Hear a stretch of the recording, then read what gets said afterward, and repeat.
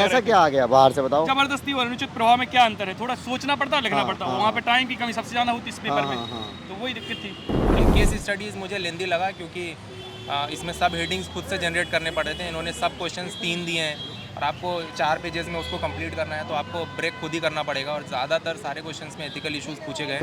अच्छा, जीएस के सारे पेपर देखा जाए तो प्रीवियस ईयर कितने इंपॉर्टेंट है जीएस के पेपर्स में? बहुत ज़्यादा। प्रीवियस ईयर से आपको ट्रेंड पता चलता है। एक्चुअली प्रीवियस ईयर्स के क्वेश्चन से ही आप पढ़ाई भी कर सकते हो। हो गया आपका नाम? सहदेव। आप पेपर देकर आए हो तो पेपर कैसा रहा अभी आपका? पेपर ठीक गया वैसे, बस 1-2 क्वेश्चन थोड़े बाहर से आए और 2-3 क्वेश्चन थोड़े तेज स्पीड में करे क्योंकि टाइम की कमी पड़ जाती है। बाहर से कौन से क्वेश्चन आ गए? जैसे है काफ़ी वैसे हटके है, जबरदस्ती और अनुचित प्रभाव में अंतर स्पष्ट कीजिए। थोड़े हिंदी डायरेक्ट पढ़ के मीडियम नहीं से हो आए। आप? हाँ, कौन सा अटेम्प्ट था आपका? हमारा 5th अटेम्प्ट है, 3rd मेंस है। थर्ड मेंस लिख रहे हो आप, तीसरी बार मेंस। तो आपको ऐसा नहीं लग रहा है कि आप इतने साल से तैयारी कर रहे हैं यार, अब क्या तैयारी में लगा लगता पड़ा? है तो क्या हुआ, अभी एसएससी का दिया था, सीजीएल में हो गया। अच्छा, वैसे भी सीजीएल में जॉब क्या तो बन गए हो आप? एएस हो गए यहाँ पे। एएसओ? वाह, कोई भी पोस्ट मिल रही थी, मतलब एएसओ तो सबसे फेवरेट पोस्ट है वैसे। दिल्ली में है ना, तो आईएएस की तैयारी भी हो जाएगी उसमें आराम से, और तैयारी वैसे भी ठीक ठाक हो गई अब तो। हाँ, मेंस लिख रहे हो तो Third मेंस तैयारी है तो ठीक ऑब्वियसली। ठाक है। अब जो भी गलतियाँ उसमें सुधार करना था, ठीक तो गया क्या वैसे पेपर। गलतियाँ हैं? 2-3 क्वेश्चन छूट भी गए ऐसे मान लो, जल्दी में लिखे। मतलब जल्दी में लिखे, छूटे नहीं है, मतलब लिखा है आपने? लिखा है, हाँ। लेकिन वो वैसे भी नहीं आ रहे थे हमें, तो लिखते भी क्या, थोड़े बाहर से लग ऐसा रहे थे। क्या आ गया बाहर से बताओ। जबरदस्ती और अनुचित प्रभाव में क्या अंतर है, थोड़ा सोचना पड़ता है, लिखना हाँ, पड़ता है, हाँ। वहाँ पे टाइम की कमी सबसे ज़्यादा होती है इस पेपर हाँ, में, हाँ। तो वही दिक्कत थी। मतलब लिख तो लेते ही, हाँ, ये कहे तो 5 just, मिनट में लिख ही हाँ, जाएंगे। वही obviously। लेकिन वो है आखिरी में 10 मिनट थे हमारे पास, 3 क्वेश्चन थे, तो सोचने का तो कोई टाइम ही नहीं, पेन चल रहा था अकेला, दिमाग अच्छा। उतना नहीं चल पाता। और क्या क्वेश्चन ऐसे लगे जो थोड़ा आपको? इसमें भी सोचना पड़ता है, नैतिक, ईमानदारी और पेशेवर दक्षता। हाँ। बहुत मतलब टफ क्वेश्चन नहीं, इजी है वैसे तो, लेकिन थोड़ा सोचना पड़ता है, एग्जाम्पल सोचने पड़ते हैं इस पे, तो उतने ज़्यादा सोचने का टाइम नहीं था इनमें। एक क्वेश्चन और था ऐसा ही कुछ, थोड़े सोचने पे मजबूर कर रहे थे वो, जैसे कि नैतिक अंतर्ज्ञान और नैतिक तर्क शक्ति का अंतर। हाँ। लिखने को तो कुछ भी लिख देंगे इस पे, हाँ, हाँ। है ना, सही एग्जाम्पल सही टाइम पे आ जाएं और 3 मिनट के अंदर आ जाएं, 2 पेज भरने, वो थोड़ा कठिन था, इसलिए वो तेजी में लिखे तो जो आ गया हाथ से। अच्छा, राइटिंग वगैरह पे आप ध्यान देते हो क्या? राइटिंग पे हम बहुत ज़्यादा ध्यान दे रहे थे। अच्छा। हमें 3 क्वेश्चन पे ज़्यादा गम नहीं, क्योंकि हमने केस स्टडी में जो जितने पेज थे आखिरी लाइन तक लिखा, और हमें पता था कि आखिरी में 1-2 क्वेश्चन में ऐसा ही होगा कि टाइम छूट जाएंगे, लेकिन पहले डिसाइड कर लिया था, मतलब पहले पेपर देखा, सबसे पहले ये देख लिया था कि कौन कौन से क्वेश्चन में आखिरी में करने, जो बाहर से लग रहा है थोड़ा टाइम लगेगा। इन पे लिखा है ना लास्ट 1 लास्ट 2, हाँ। तो 2-3 क्वेश्चन पहले से लिख लिए थे। ओके, जैसे जीएस के ऑलमोस्ट सारे पेपर हो गए, तो कैसे रहे आपके टोटल पेपर वैसे का? हमारे तो अच्छे गए, पिछली तो बार इस से बार तो अच्छे अच्छा गए। रैंक आ जाएगा फिर आपका? रैंक तो पता नहीं, पास ही हो जाए बहुत बड़ी बात है, लेकिन संभावना ठीक ठाक लग रही है वैसे। ऑप्शनल क्या रखा है आपने? हिंदी साहित्य हिंदी साहित्य, तो हिंदी साहित्य भी अच्छा ही आएगा, वो तो आपने 2 बार उसकी पढ़ तैयारी की लिया है, हो। उसकी तो कोई दिक्कत ही नहीं है। अच्छा। वैसे उम्मीद कर रहे हैं, देखते हैं क्या होता है। तो लास्ट टाइम जब आपने 2 अटेम्प्ट और दिए मेंस के, उनमें क्या सुधार रहा? था एसएससी का पेपर दे रहे थे, साथ में कुछ और कुछ बैंक में दिया था, बैंक में हो गए थे पहले, तो मतलब उसके साथ एग्जाम दे रहे थे, तो थोड़ा तो टाइम भटकाव ज़्यादा था, लेकिन अब भटकाव इस नहीं बार है। हमने इस बार भी भटकाव था। एसएससी का सीजीएल अभी दिया था मार्च में हमने, ओके। मार्च में सीजीएल दिया, मेंस था उसका, फिर मई में इसका प्री था, और अभी इसका मेंस है, तो अभी भी था, लेकिन ठीक है मैंने। ठीक है, अब ऑफिसर बन गए हो, हाँ, तो वो भी हो गया, तो अब आईएएस बनने की हटेगी देरी कम से है। कम, तो टेंशन नहीं रहेगी। अच्छा। टेंशन लगने लगती है ना, जाना कब तक करे कोई तैयारी, गारंटी है नहीं। हिंदी मीडियम की हालत पता है सबको। ओके, तो इस बार क्या लग रहा है, हिंदी मीडियम के स्टूडेंट काफ़ी आए हैं मेंस देने, कैसा लग रहा है? अच्छा लगा होगा उनको, क्योंकि केस स्टडी भी लंबी नहीं थी इस बार। हाँ। हिंदी मीडियम को इसलिए फायदा पड़ जाती है क्योंकि इनकी भाषा इतनी खराब होती है हिंदी में, तो इंग्लिश पढ़नी पड़ती है हम लोगों को। इस बार अच्छा। भाषा बहुत ही अच्छी है, हिंदी से समझ में आ गए, एक तो ये है, और दूसरी चीज़ ये है कि केस स्टडी छोटी है काफ़ी, पिछली बार तो बहुत ही बड़ी थी, पिछले की तुलना में छोटी भी है, और लैंग्वेज इतनी अच्छी है कि हिंदी से समझ में आ गया, इंग्लिश नहीं पढ़नी पड़ी। पिछली बार हमने जब मेंस दिया था, इंग्लिश पढ़नी पड़ी थी, तो तो टाइम भी ये समस्या आपको मेन लग रही है कि इंग्लिश पढ़नी पड़ती है, लेकिन इस बार यूपीएससी ने सुधार किया है प्रॉपर, है? सभी पेपर ऐसे लगे जिसमें इंग्लिश नहीं पढ़नी पड़ी, ज़्यादा नहीं पढ़नी पड़ी, बाई चांस 20-30 सेकंड का मतलब था, लेकिन वैसे तो अब काफ़ी केस स्टडी पढ़नी पड़ती। इसमें अब इसमें एक क्वेश्चन आया, सत्यनिष्ठा से आप क्या समझते हैं? जितनी भी किताब होंगी अपनी आईएएस की लाइन में, सत्यनिष्ठा मतलब इंटीग्रिटी होती, लेकिन यहाँ पे प्रोबिटी है, मतलब ये भी जल्दबाजी आज में थोड़े अगर गलत चूक हो गया। जाते, नहीं चूके नहीं, अगर चूक जाते तो कहानी गलत थी, क्योंकि सत्यनिष्ठा का आंसर अलग ही है, इंटीग्रिटी का मतलब प्रोबिटी का अलग है। प्रोबिटी करप्शन और पारदर्शिता इससे जुड़ती, और इंटीग्रिटी अलग लेवल पे है, ओके। तो वो मतलब आंसर ही भटक जाता पूरा, तो थोड़ा इसमें हो जाता मामला। ऐसे ही एक केस स्टडी में भी था कुछ थोड़ा, लेकिन मैनेज कर लिया, मतलब ज़्यादा नहीं थी दिक्कत। ओवरऑल क्या कहना चाहोगे फ्यूचर जो हिंदी मीडियम से तैयारी कर रहे हैं एस्पिरेंट्स, क्योंकि कहीं ना कहीं उतना रेशियो नहीं रहता है हर बार सिलेक्शन का? इस बार हो सकता है विकास सर ने जो कहा था शायद पहुंच जाएं, क्योंकि पेपर ऐसा है कि हिंदी मीडियम को दिक्कत नहीं हुई मुझे लग रहा है तुम ही पहुंचोगे हमें तो पता नहीं, लेकिन कुछ लोग तो पहुंच सकते हैं। हमें ऐसा लग रहा है टाइमिंग जो वेस्ट होता था टाइम इसमें वो नहीं हुआ हमारा, इसलिए हमें खुशी हो रही। जैसे कि प्री में सीसेट के पेपर में बहुत टाइम वेस्ट होता है हिंदी मीडियम का, हाँ क्योंकि वैसे कठिन है वो अलग, लेकिन हिंदी मीडियम को हिंदी से इंग्लिश भी पढ़नी पड़ रही पैसेज में, तो बहुत टाइम वेस्ट होता है उसमें। कठिन तो है ही, मैथ जो कठिन आया वो तो है ही, उसके अलावा पैसेज की कह रहे हैं, पैसेज में हिंदी से और इंग्लिश भी पढ़नी पड़ती, तो वो अलग से टाइम वेस्ट होता है। तो हमें लगता है इस बार मेंस में कम से कम दिक्कत नहीं। ओके चलो all the best. Thank you. आपका नाम? मसरूर। ये कौन सा अटेम्प्ट था आपका? मेरा second attempt medium medium English. English. So अभी पेपर आप देकर आ रहे हो, जीएस पेपर 4 कैसा रहा आपका?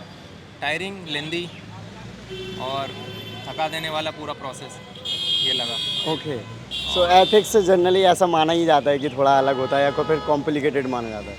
हाँ, कॉम्प्लिकेटेड इन टर्म्स ऑफ कि केस स्टडीज़ मुझे लेंदी लगा, क्योंकि इसमें सब हेडिंग्स खुद से जनरेट करने पड़े थे। इन्होंने सब क्वेश्चंस 3 दिए हैं और आपको 4 पेजेस में उसको कंप्लीट करना है, तो आपको ब्रेक खुद ही करना पड़ेगा और ज़्यादातर सारे क्वेश्चंस में एथिकल इश्यूज पूछे गए। तो मुझे लगा कि वो मेरे लिए थोड़ा चैलेंज हुआ कि खुद से ब्रेक डाउन करके आपको पॉइंट जनरेट करके लिखने पड़ेंगे। ओके सो जैसे क्या क्या क्वेश्चंस पूछे गए? क्वेश्चंस एज इट इज़ तो याद नहीं रहेगा, लेकिन क्वेश्चंस हर एक साइड से पूछा गया। कॉरपोरेट गवर्नेंस से क्वेश्चन शुरू हुआ है, मोरल, इंटीग्रिटी, इस तरह के क्वेश्चंस पूछे गए। और केस स्टडीज़ थोड़ा सा ज़्यादा टिपिकल लगा मुझे। आपने सारा पेपर अटेम्प्ट कर दिया सही से? पेपर अटेम्प्ट तो कर दिया है सारा। सारा मतलब अपने अकॉर्डिंग, सेटिस्फेक्शन के अकॉर्डिंग कि हाँ इतने वर्ड्स में लिखना था, उस अकॉर्डिंग हुआ? हाँ, उस अकॉर्डिंग तो मैंने अटेम्प्ट कर दिया है पूरा। ओके सो पेपर जो लेवल था, जैसे आपने बताया कि हर डायमेंशन से पूछा गया, तो करंट ओरिएंटेड भी रहा कुछ? करंट ओरिएंटेड वो एग्जाम्पल्स पूछ रहे थे आपसे, इलस्ट्रेशंस, मतलब ज़्यादातर क्वेश्चन 2-3 क्वेश्चन जो शुरू के थे, या फिर थॉट कोटेशन बेस्ड क्वेश्चंस भी जो थे ना, उसमें बोला कि आप कंटेम्प्रेरी रेलेवेंस बताइए। तो वहाँ पे आप करंट अपना जो भी नॉलेज आपका बाकी जीएस के नॉलेज है वो यहाँ पे यूज़ कर सकते हैं, लेकिन एज सच ये नहीं पूछेंगे कि मतलब कोई भी न्यूज़ पे नहीं पूछेंगे। वो आपको एक एथिक्स का सिलेबस का एक पॉइंट देंगे, उससे उसको बोलेंगे कि आप कंटेम्प्रेरी रेलेवेंस उसका ढूंढिए। तो वो क्वेश्चन मुझे लगा कि उस तरह के क्वेश्चन ज़्यादा आए थे। ओके जैसे कि टेस्ट सीरीज वगैरह होते हैं, वो कितनी हेल्पफुल लगी आपको इसमें?